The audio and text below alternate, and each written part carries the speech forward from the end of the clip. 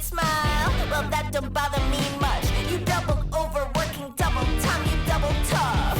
I'll just shine it up until the sun hit like a glare. I gotta dare, get the fuck up out the chair. Meet Dr. Jeremy Krell, a true leader in both dentistry and business.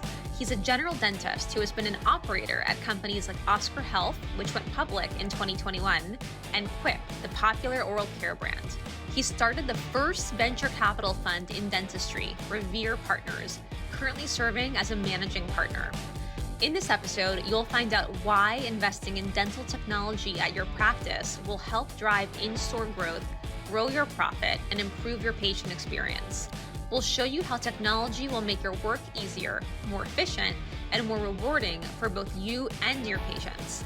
Lastly, you'll learn tips on how to attract investors if you're interested in starting a dental technology company. If you're curious about the future of dental tech, how to bring your practice to the future, and want insider tips on making your mark in this fast-growing field, you don't want to miss this episode. Welcome back to The Happy Dentist. Today we have Dr. Jeremy Krell, who, similar to our last guest, comes from a very unique background because he did not start off as a dentist. Dr. Jeremy Krell, welcome to the show. How are you today? Thank you so much for having me, Ingrid. Really appreciate it. Doing well. How about yourself? Listen, we're super excited. There's a lot of really timely things that we can talk about today, especially with Kyle's company. But before we get started, you have one very unique thing I want to talk about, which is what's the story behind you riding in Barack Obama's motorcade? Funny you bring that up. It is a true story. I did get involved in motorcade logistics previous life. A friend fell into a position doing that, needed help, needed support. And so I came in for some years there during the Obama presidency for the president, vice president, first lady, and the motorcade logistics in helping to organize those motorcades, drive in them. Interesting position, one I didn't really know existed. Great to understand logistics and even better to work under pressure. Very much like dentistry, working under pressure. That's right. You did dentistry after that? That's right. Yeah, I did dentistry, clinical dentistry after that. And then you moved on into something else. What is that and why? Yeah, that's right. Kind of the journey. It's always interesting to look back. It really started with having an idea that could help people and deciding to pursue it, right? That's the jumping off point, I think, for any of us. It's the feelings, the good, the bad, the problem solving, the unknown. Those were net positive for me. So I kind of went on from where I started, which was tech, then into clinical dentistry, then into health tech with a position at Oscar Health Insurance, which later IPO'd, into dental tech, where I led the professional channel at Quip, which became a VC-backed unicorn, and then into dental investing. First sort of on my own as a family office, trying it out, part consultant advisor, part investor, across about 40 assets, and then into Revere a little over 4 years ago. So that was the arc. Always looks smoother in hindsight, plenty of learnings along that curve. But that's really how I got started and how the journey looks, how the arc looks. And do you still do clinical dentistry? I don't. I stopped seeing even the kind of once a month rare patient, ironically, right before the pandemic. I think I actually saw Good timing. My literal last patient visit was maybe January of 2020, just ironically, having nothing to do with the pandemic itself. But do you still own clinic? Partnered on clinics, small group that started as one is now 5 locations in Jersey City. And that's where I, kind of keep my hand in the practice world. I'm looking to have a couple of side projects as well. One where I have a more consultative, technology-driven role, but I'm involved directly with the management. And another one where we're looking at an innovative sort of implant. I keep my hand in that side of the industry as I enjoy it and, see where the growth goes. And before we start learning from you more about the world of investing in dentistry, because I think that's where we can learn the most from you. I think that Ingrid and Kyle can speak from the other side, a company looking for investment and you becoming an expert on raising money and investing in opportunities. Before we jump into that, my first question is already more philosophical. You said that everything that you do now started with an idea, of course, and it sounds simple after it becomes a reality. We know that a dentist saying, okay, I'm going to start an investment fund, that is like bold. That is like crazy. What made you transform this idea into realization, into reality? What are the things that you think are responsible for the fact that most ideas don't become a reality? I think for me, looking at it kind of more introspectively and personally, what pushed me to get there and do it, it was my passion for helping people that led me to healthcare. It was my skills, the sort of people person that I am, the sort of part engineer, the one who likes to take things apart and understand how they fit back together, the part artist, having an appreciation for the aesthetics of things that led me to dentistry.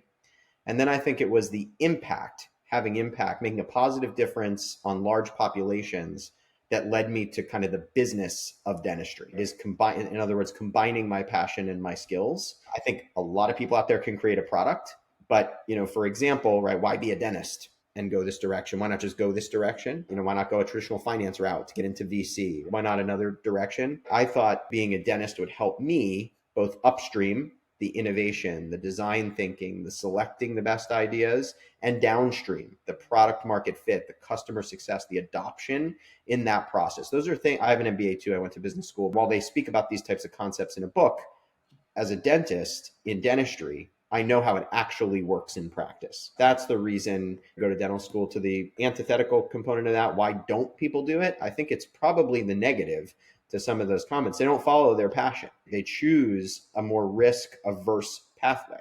They stick to what they know. They stick to clinical dentistry, and whether or not they have an idea, they sort of suppress it. They decide not to take that extra step to step out of their comfort zone and pursue it. Well, I think it's just so different in dentistry. Like when I graduated from dental school, my dad's a dentist. All I knew was what my dad did, which was you get out of school, you start a practice, you do that practice until you retire, and that's what dentists do. I didn't even know you could be a speaker, you could create companies, you could be a researcher, you could work at a university. Like, I didn't know all the opportunities that dentistry had. I think it's just so normal to just be a clinical dentist. Not that that's a bad thing. If you tell other dentists, I'm going to start this company or I'm going to do this, they're kind of like, why? Just because it's so different. It relates a lot to, I have 3 young children, and I'll tell you, it's the funny aside, when we tell people, even in the school, who don't necessarily, we're just meeting, they don't know we have 3 kids. We tell them, they say how many kids they have. We naturally say how many, we say 3. Very frequently these days, I get back the answer, why? Right? And they're not trying to be rude, right? At first, I thought maybe that's really rude. It isn't rude, right? They don't understand it's normal for them. They grew up in a family of 1 kid or 2 kids. There's a certain workflow around doing that and running that model. And the thought of 3, where your kids are outnumbered to adults is just, it's out of the workflow sort of scope that they know or that they're comfortable with or that they have. It's not that they can't do it. It's a matter of being beyond the scope. Everybody's not willing to go beyond the scope. I can attest to the fact that the more kids, the better, the more fun you have. And I'm coming from a family of 4, and I do have 4 as well. And in US, I get that kind of comment as well. 4, are you insane? 3, they say, why? 4, they are like, you're completely insane and makes absolutely no sense. I will never trust you because you're crazy.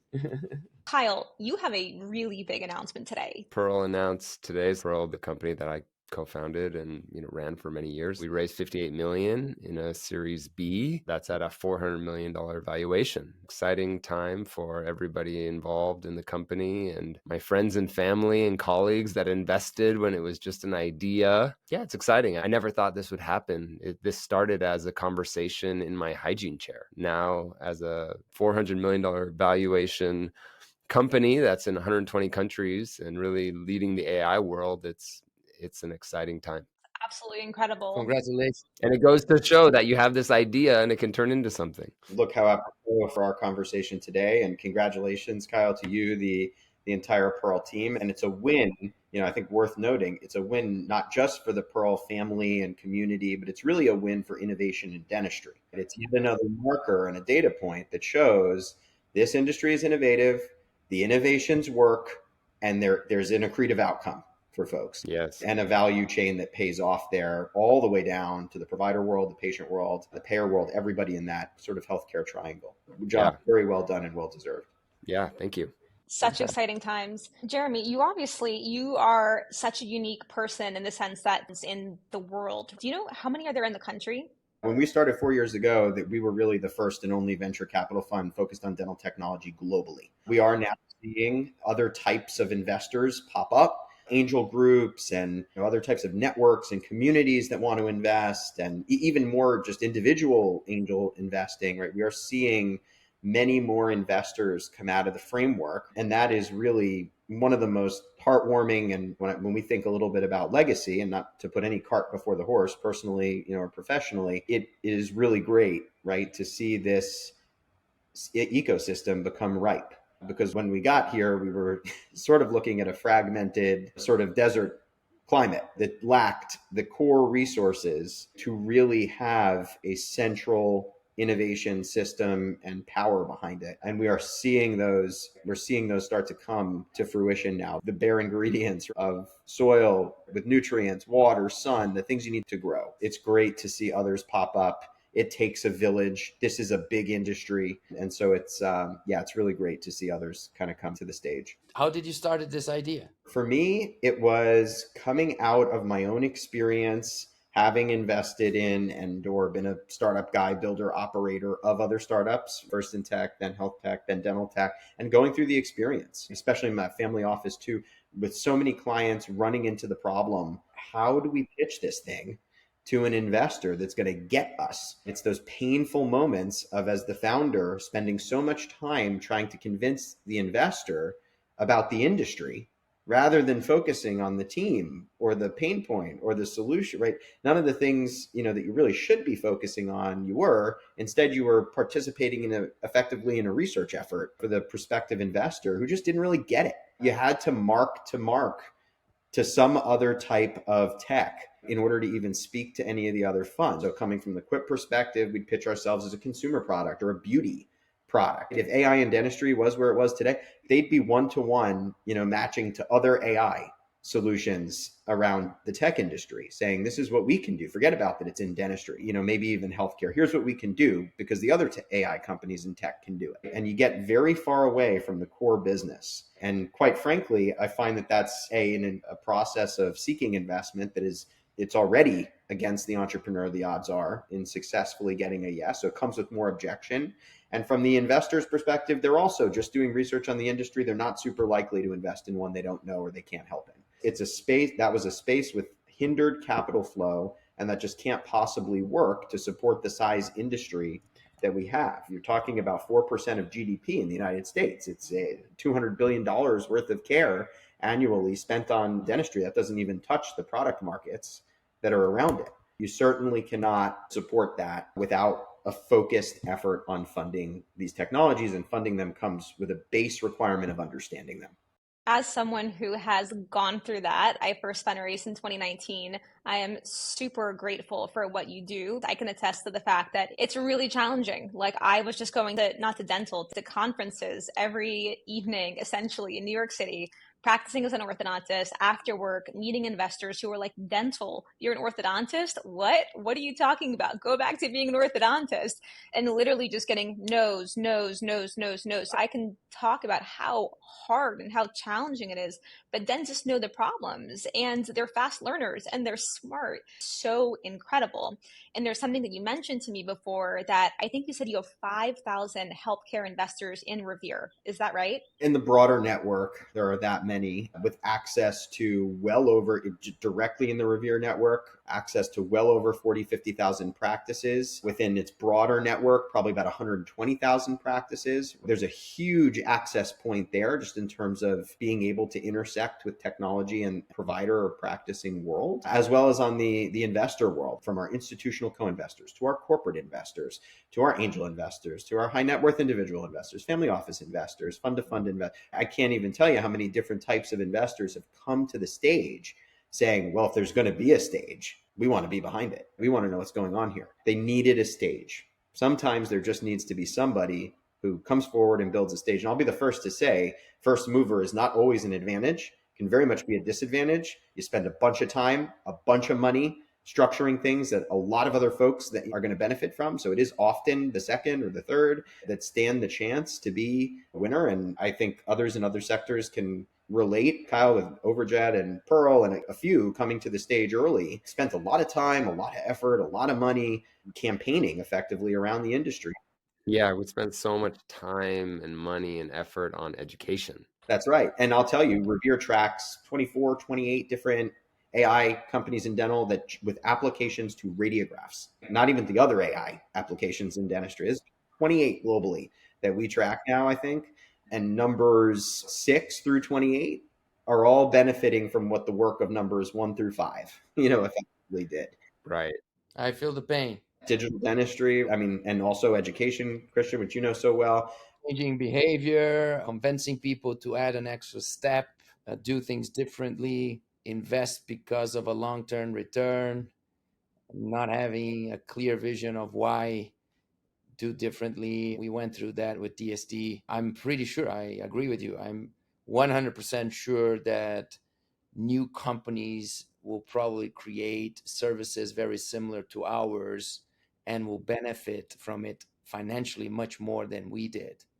And we struggled for 10 years to even convince a few dentists to even think about it. The prospect of dentists becoming investors. I'm so lucky that Revere is such a great partner to TrueFront. The dentist investors are some of the most helpful investors. I've got people on speed dial every single week, much more so than my venture investors. I would love for more dentists to start investing. And what advice would you give them on starting to invest in dental technologies? View it a few different ways for the individual dentist. One way is purely from a financial perspective. You got to look at your own portfolio, whether it's you, financial advisor, or somebody else helping you to manage your finances and your investments, and the way you're looking at whatever it is, familial wealth management or even retirement, however you're managing your portfolio, you need to have diversification within that. Most dentists, they invest in themselves, in their practices, which is the right thing to do. They also invest in other common assets, sometimes often in the market. They'll invest directly in stocks, bonds. They'll invest in real estate. There's a host of typical investments dentists will make and people in the dental industry will make. What I encourage them to do is compare them, contrast them, figure out what is high risk, high return, what is lower risk and lower return, and where is your portfolio right now? And how do these things stack up? And if you don't know, and if you can't find out, I'm happy to answer the question for you because we track it very carefully against many of the main industry markers in some of these different investment categories. But you better figure out how alternative assets, fit into your portfolio. So that's one answer. Another answer is holistically, how are you supporting dentistry? This is the profession we all adopted, have spent so much time and effort in our own ways to build. Are you putting money back in to the sector? Are you taking it out? That's another way to look at it, more holistic. No, I like that. I never thought about that. A third way I would say is, how do you view the tech, specifically with what we're doing? How do you view the technology within your practice? Are you viewing that as an expense? Most are viewing it as an expense. When you have an achievement with technology, especially negotiating, is that you negotiated some lower price per month? This isn't how we should be viewing technology in our practices. We should view technologies in our practices as an investment, as an appreciating asset. How many times, even if you look at the books, how many times do you see, whether they're a practice, a DSO, how many times they actually taking the value of technology and translating it enterprise value or valuation or free cash flow or everybody's famous word, EBITDA, or today's everybody's favorite term is same store growth. How are they equating it to those things? I would answer it from those perspectives as to why to invest. It really starts with, how are you looking at, especially technology, how are you looking at it in your practice, in your portfolio, in your career? I would add one thing, and I'm not an expert on investments at all. I'm speaking from that perspective. For me, since I was not into investment and I didn't have this financial know-how, I always struggled what to do, and I always relied on average advisors. Give the money and they will just do the average stuff. This is what many dentists do. For me, you have two options. Become an expert, really study the topic, understand your choices, or invest on what you know besides the financials. Invest on what you know as an industry, as a topic. It's like somebody that knows nothing about investment, but knows everything about football players. You get an opportunity to invest on players. You don't need to know about numbers. You don't need to know about the tricks of the financial environment. You say, I know that nobody's seeing this guy, but I know that this guy has 85% chance of multiplying his value because I know the sport. We are dentists and we are insiders.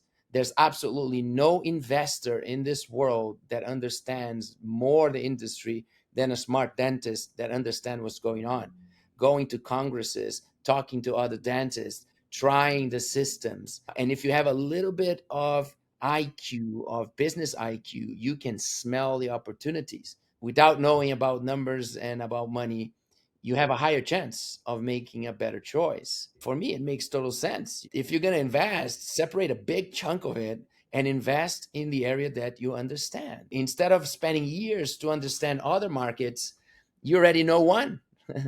Just focus on that. Of course, you need to diversify. You have to be where you know the most. I don't know if you agree with me, Jeremy. Yeah, no, it's intuitive to invest in what you know. I mean, diversification, also demands you probably investing in some things you don't know. I mean, I'll sit down with every dentist who is typically investing in real estate or stocks and bonds, which I'm not saying you shouldn't invest in, right? But I'll get 3 questions in with them, and you'll see very quickly they don't really know how the mechanics of stocks or bonds or real estate work. But if I get 2, 3, 4, 5 questions to your point in about how dental technology works in the practice, even strip away some of the complexities of investing, the finance, the compliance, this and that, they do know. Mm-hmm.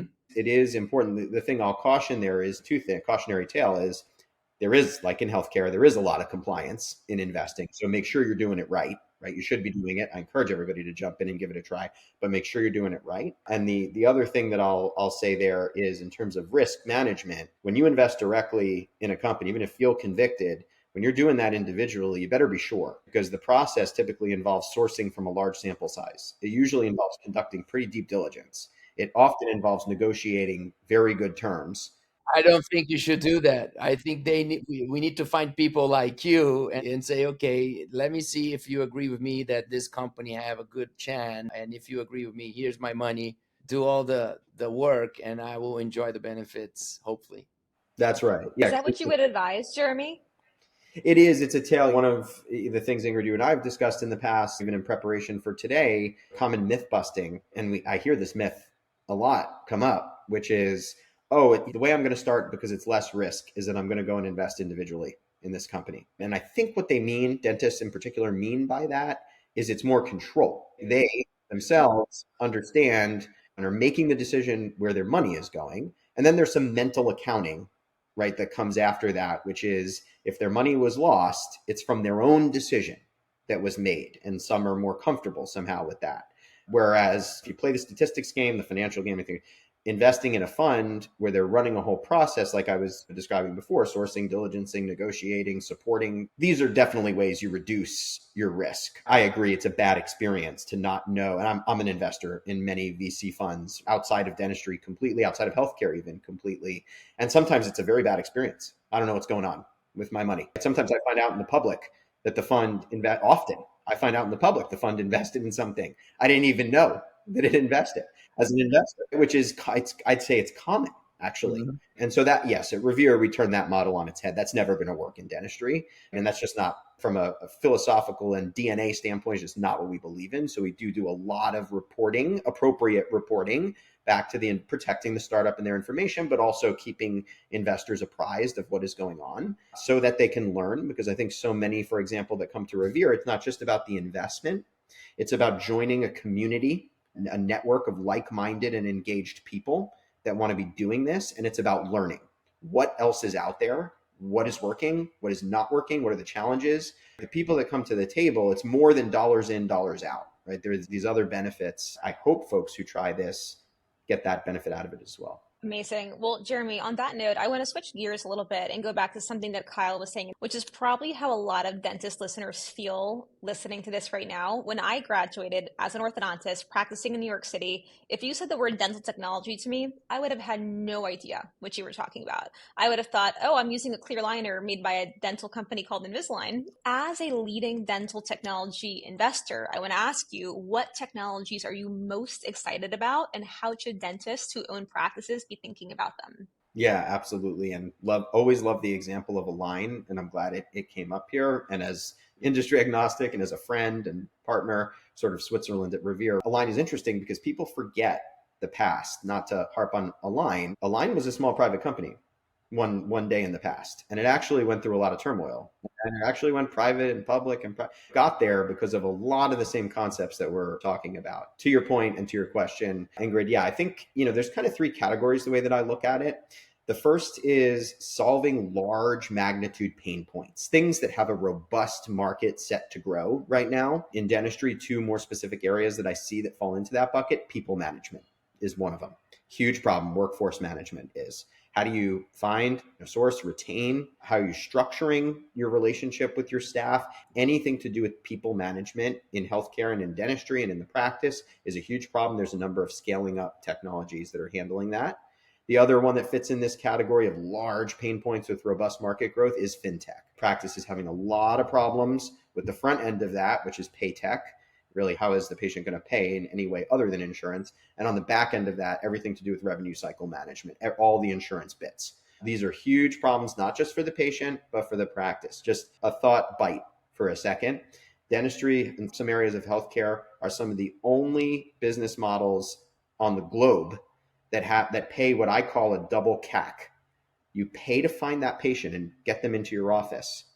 You tell them a bunch of things, which we all know largely probably even the best of the best scares them a little bit. It's expensive. It's painful. Then they walk away while you shore up their insurance questions. And then you may or may not realize it or be accounting for it properly. You pay another CAC, cost of acquiring a customer, to get that person back in. That's a double CAC. That's insane. That shouldn't be the way the business model is. The patient, it builds a lot of distrust because they have no price transparency. Nobody can tell them, how much is it going to cost me? And how much is insurance going to cover? How much am I going to pay? It's a simple question, or so it seems, and it can't easily be answered. So that's this first bucket. The second bucket is necessary infrastructure that today we lack. These are niche applications of AI that largely automate manual, analog, or otherwise inefficient or inexact workflows. A second one is equipment and supply chain intelligence, which is these are things that prevent downtime. Every office is measuring downtime. How many times does it happen in operatory where the whole practice have to go down and it's under the control of something inside the four walls of the practice? That should never happen. And then the third is interoperability and compliance. How do things connect in our tech stack? If we're using X number of technologies to execute a patient journey, how are they connecting with one another? Does it serve the patient and the practice? Is it compliant? Right? We're seeing things like the Cures Act and Odin, which was ratified by the ADA, really come down to where both practices and technologies are going to be held accountable for giving the patient what is defined as an electronic patient record. This is real. It isn't in the future, not coming. We can ignore it. It is here. I think the third bucket, and to sum up, is areas that are aspirational growth are really exciting people.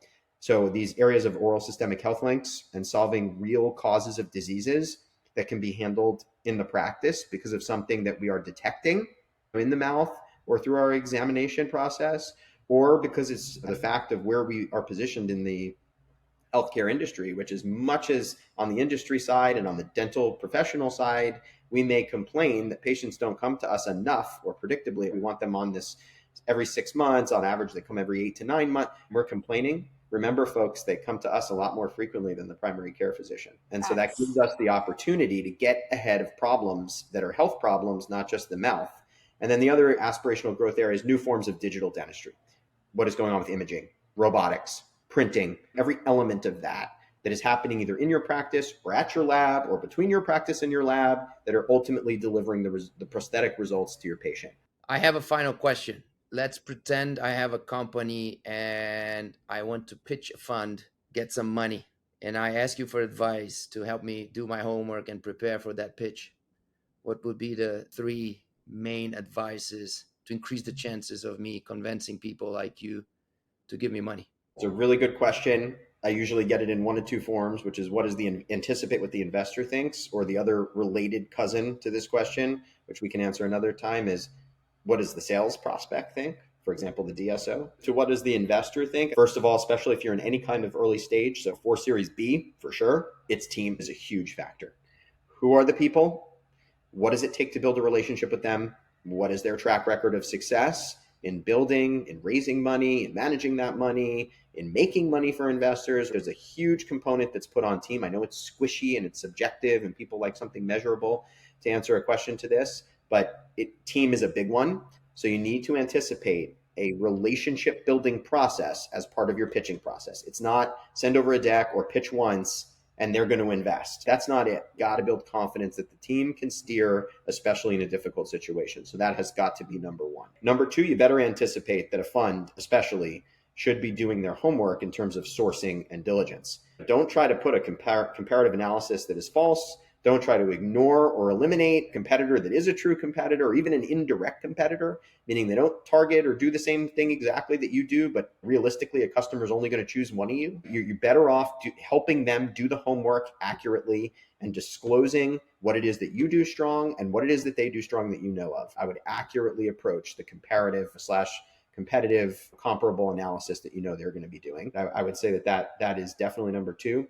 Number three, focus on traction. Focus on anything that can demonstrate momentum. There's this false sort of notion in the founder's head that there's some very formal algorithm and the VC is going to plug you into it and they're going to figure out if your numbers are good enough or not, and they're going to screen you in this way. And I'm not saying that VCs don't run their different formulas and especially your return to fund analysis. I'm not saying they don't have some element, some matrix where they're comparing you to other opportunities. They do. But what VCs are most attracted to, in my opinion, is movement. Are you able to chip away at what is a gigantic block in front of you and make some kind of progress and keep them updated? I love when startups keep us appropriately updated. They send us a monthly or every other month or once a quarter update that is really well put, thoughtful, really well laid out, and delivers, here are some results that we're generating. Even if it's not, say, a full FDA approval, even if we haven't reached 1 million in ARR, even if it's not some giant round celebratory milestone, they're still showing us on a real level what is the progress that they're making and that things are moving forward. People, VCs in particular, are attracted to movement. So those would be the three pieces of advice I would give. Very cool. Jeremy and gives those monthly investor updates. I can tell you that employees are accountable to you. So they always have that accountability. But as a founder, you don't have accountability to anyone unless you give those updates. And so by giving those updates really like magnificent in a month, you better get back on the horse. You're sending hundreds of investors an update, then you better know that you're making a lot of progress. And it's cool to have you as like the glue to all three of us here and sharing with our listeners. Where can everyone find you? You can always find me in many places. reverepartnersvc.com is our website. Find me on LinkedIn as well. Happy to engage with anybody out there who has questions, who has interest. Always happy to chat. My email, jeremy@reverepartnersvc.com. We're going to need another episode with Jeremy for sure. I agree. Oh, absolutely. Happy to do a We could have a follow-up. couple. Well, thanks again, Jeremy. Take care, everybody. Thanks, Jeremy. Ciao, ciao. Get the f up out the chair. Whoa. This episode is brought to you by TwoFront, the only all-in-one platform for dentists to offer full-service Invisalign with no lab bills, CE courses, or additional chair time. Tired of dealing with Invisalign ClinChecks, refinements, bills, insurance, and compliance issues? With all the tools you need in one simple-to-use platform that you can manage from your phone, TwoFront makes it easy to grow the Invisalign arm of your practice without having to worry about insurance, closing the patient, having to do complex ClinChecks, manage patient compliance issues, and so much more. Simply add a TwoFront intake form into your check-in process to start signing up patients for unlimited complimentary evaluations by your TwoFront orthodontist and watch your practice grow from your dashboard. Get paid upfront by TwoFront and let your team at TwoFront handle the rest. Over 150 practices around the United States use TwoFront to grow their bottom line and offer patients the highest quality care with no extra chair time. Go to my2front.com to sign up for a demo and start offering the #1 service wanted by your patients today without the hassle. Experience the power of partnering with a full-service top orthodontic team with no overhead and grow your practice today.